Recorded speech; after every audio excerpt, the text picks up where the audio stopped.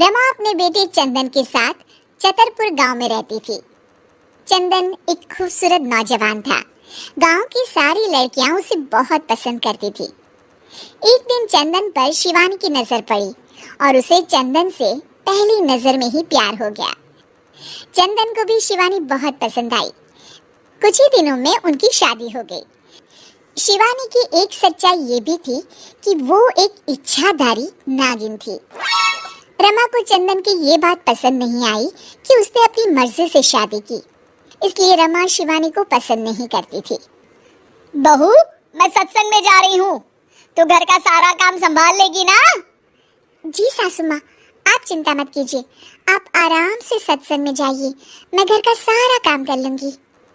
हाँ तो ठीक है, सारे काम निपटा लेना, बर्तन धो देना, कपड़े भी पड़े हैं वो भी सुखा देना, और घर में फिनाइल वाले पोछे से सफाई भी कर देना।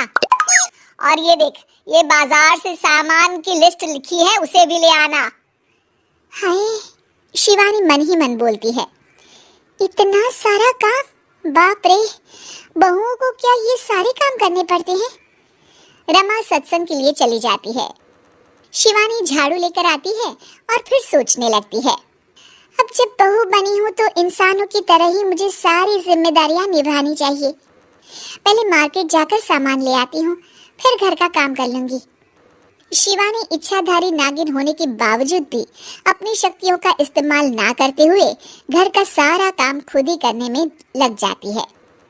थोड़ी देर बाद उसे बहुत थकान महसूस होती है। उफ़ो, एक बहू को इतना सारा काम करना पड़ता है, इसका पता होता तो कभी शादी ही नहीं करती। बाप रे, घर के काम करते करते उसकी कब आंख लग जाती है उसे पता ही नहीं चलता। शाम को जब उसकी सास के आने का वक्त हो जाता है, दरवाजे की घंटी बजती है और शिवानी की नींद टूट जाती है। ओह, मम्मी जी तो आ भी गई और अभी तो आधा काम पड़ा हुआ है।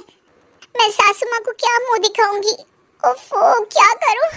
एक काम करती हूँ, अपनी शक्तियों का इस्तेमाल कर ही लेती हूँ।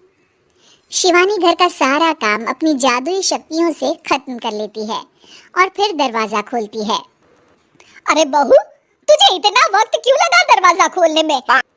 माफ कीजिएगा सासू माँ, मैं सो गई थी। ओह, तो तू सो रही थी, फिर जो काम मैंने तुझे दिए थे वो तो हुए नहीं होंगे।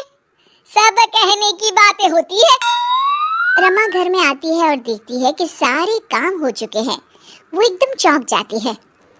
अरे, इसने तो सारे काम कर दिए, वो भी इतने अच्छे से। ये इंसान के भेष में कोई चुड़ैल तो नहीं है? अब क्या हुआ सासू माँ, आप क्या सोचने लग गई? अब कुछ नहीं। चलिए खाना खा लेते हैं। अगले दिन शिवानी रसोई में काम कर रही होती है, तभी वहाँ उसकी सास आ जाती है। बहू, आज ना मेरी कुछ सहेलियां आने वाली है, तुम कुछ अच्छा सा बना देना उनके लिए खाने में। जी मम्मी जी। रमा के जाने के बाद शिवानी अपनी जादुई शक्ति से सारा काम कर देती है। शाम को रमा की सारी सहेलियां आती हैं। अरे रमा, अपनी बहू से तो मिलवा। रमा शिवानी को बुलाती है। शिवानी बहुत ही सुंदर थी। रमा की सारी सहेलियां उसे देखकर चौंक जाती हैं। अरे रमा, तेरी बहू तो बहुत ही सुंदर है, अपने बेटे के लिए चुनकर बहू ढूंढी है तूने। ये लीजिए, आप ये कचौड़ी खाइए। रमा की सभी सहेलियां खाना खाती हैं और उन्हें खाना बहुत पसंद आता है। अरे वाह भाई वाह, रमा मान गए तुम्हारी बहू को, कितना अच्छा खाना बना लेती है। उस दिन पूनम की रात होती है और शिवानी घर के कामों में इतनी उलझी रहती है कि उसे याद ही नहीं रहता कि हर पूनम की रात को वो अपने असली रूप में आ जाएगी। वो रसोई में काम कर रही होती है, तभी उसका असली रूप सामने आने लगता है।